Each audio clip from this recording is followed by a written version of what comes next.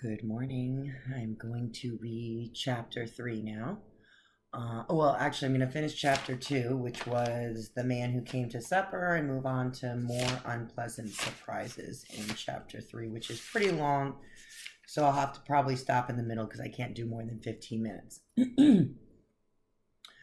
I feel mighty close to all Mrs. Trotter's children. Little William Ernest is like a grandson to me. So I feel sure. And remember now, Gilly just picked up Mr. Randolph from the house. Watch the door! Yes, I thank you. Is that you, Mr. Randolph? Came Trotter's voice from inside. Yes, indeed, Mrs. Trotter. With the sweetest little escort you'd ever hope to see. Trotter appeared in the hallway with her hands on her hip. How you doing in this cold weather? Not my best, I'm afraid. This sweet little girl had to keep me from falling right down on my face. Did she now? See there, Trotter? I managed. I guess this old house is going to be a little bit more lively now, eh, Trotter? Wouldn't be surprised, answered Trotter in a flat voice that Gilly couldn't read the meaning of. The meal proceeded without incident. Gilly was hungry, but thought it better not to seem to enjoy her supper too much. William Ernest ate silently and steadily, with only an occasional glance at Gilly. She could tell that the child was scared silly of her. It was about the only thing in the last 2 hours that had given her any real satisfaction. Power over the boy was sure to be power over Trotter in the long run.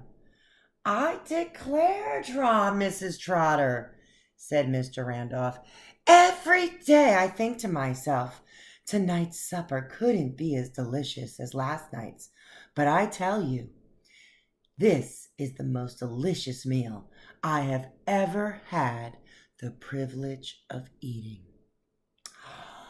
Mr. Randolph, you could flatter the stripe off a polecat. Ha ha! Mr. Randolph let out a giggling laugh. It isn't flattery, I assure you, Mrs. Trotter. William Ernest and Miss Gilly will bear me out in this. I may be old, but I haven't lost my sense of taste, even if some folks maintain I've lost my other 4. They went on and on and on like that, Mr. Randolph flattering the fat woman, and the fat woman eating it up like a hot fudge sundae with all the nuts, and the fat woman eating it up like a hot fudge sundae with all the nuts. Come back to that one. What I should do, thought Gilly as she lay that night in the narrow bed with her arms folded under her head. What I should do is write my mother. Courtney Rutherford Hopkins would probably sue county welfare if she knew what kind of place they forced her daughter to come to. Now I want you to think about that. Think about what's been going on so far. Do you think her mom would sue the county welfare?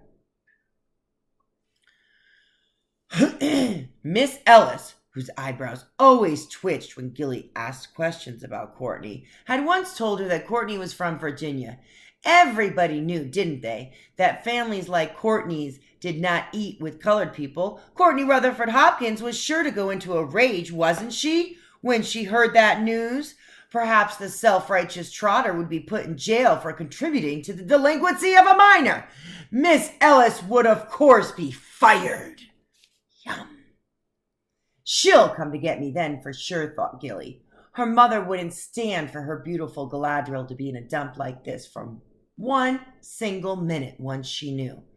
But how was she to know? Miss Ellis would never admit it.